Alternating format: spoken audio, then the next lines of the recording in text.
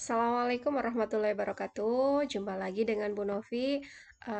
Hari ini, seperti yang sudah Ibu janjikan, hari ini kita akan membahas soal polinomial pada pertemuan kemarin yang Ibu minta untuk kalian kerjakan. Terima kasih untuk beberapa anak yang sudah mengumpulkan. Meskipun jawaban kalian belum 100% sempurna, namun Ibu sangat menghargai usaha yang sudah kalian lakukan. Terima kasih kepada Mbak Erika yang sudah hampir mendekati sempurna untuk benarnya, ya. Namun Ibu akan membahas di sini agar semuanya bisa memahami untuk pembahasan soal polinomial yang kemarin. Baiklah, akan Ibu tuliskan soalnya. Diketahui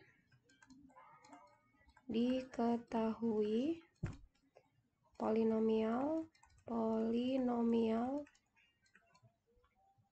x pangkat 3 dikurangi 3x kuadrat dikurangi x ditambah p sama dengan 0. Diketahui jika dua akarnya berlawanan,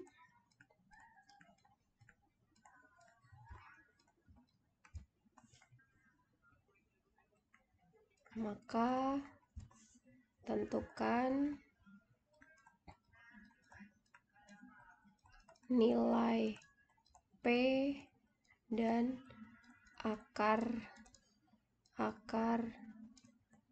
polinomial tersebut. Oke, baiklah. Akan kita bahas ya, jawab. Kita lihat polinomialnya, PX-nya adalah x pangkat 3 dikurang 3x kuadrat min x plus p sama dengan 0, ya. Untuk polinomial berderajat 3, rumus yang kita pakai salah satunya adalah x1 ditambah x2 ditambah x3. Ini mempunyai akar, ya, mempunyai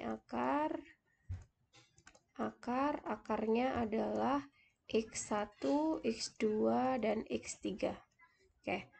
Jika x1, x2, x3 adalah akarnya, maka penjumlahan akarnya diketahui berdasarkan rumus adalah min b per a.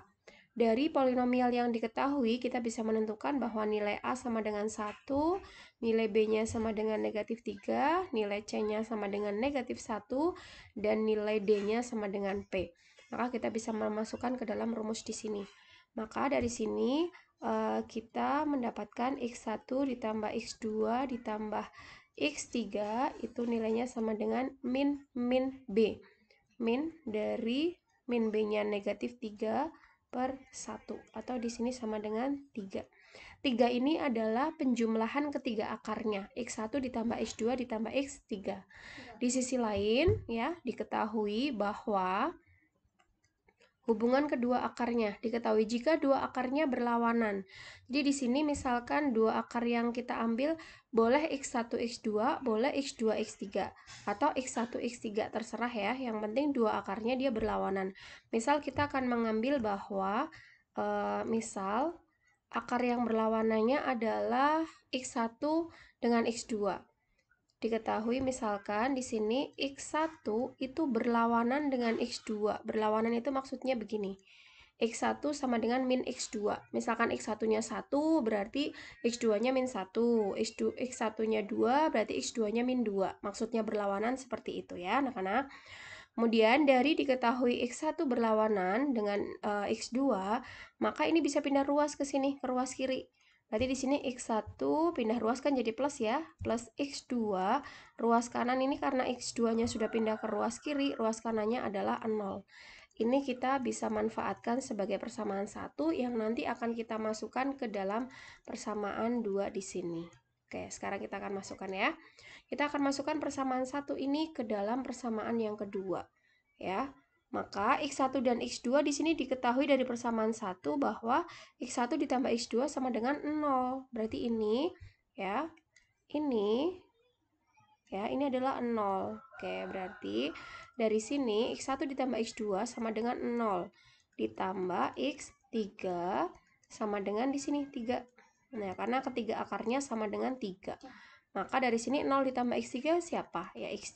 Jadi di sini kita memperoleh X3 sama dengan 3. Ini misalkan ini adalah persamaan yang ketiga. Nah, berarti dari sini kita sudah memperoleh bahwa salah satu akarnya ya, salah satu akarnya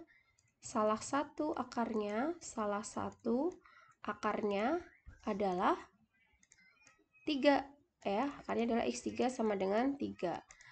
Karena kita sudah mempunyai salah satu akarnya sama dengan 3, maka kita bisa memperoleh nilai P dengan cara menentukan nilai, memasukkan X sama dengan 3 ke sini ya. Substitusikan X sama dengan 3 ya. X3 sama dengan 3 kita masukkan ke dalam polinomialnya. Oke ya, kita masukkan ke dalam P3. Oke, X-nya kita ganti 3. Maka di sini polinomialnya X-nya kita ganti 3.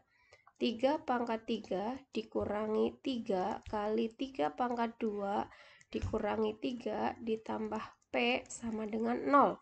3 pangkat 3 sama dengan 27.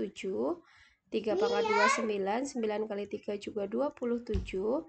Dikurangi 3 ditambah P sama dengan 0. 27 dikurangi 27 sama dengan 0. Maka di sini tinggal negatif 3 plus P sama dengan 0. Atau P sama dengan negatif 3 pindah ke ruas kanan menjadi 3. Oke, jadi kita memperoleh nilai P sama dengan 3. Salah satu akarnya adalah 3, P-nya juga 3.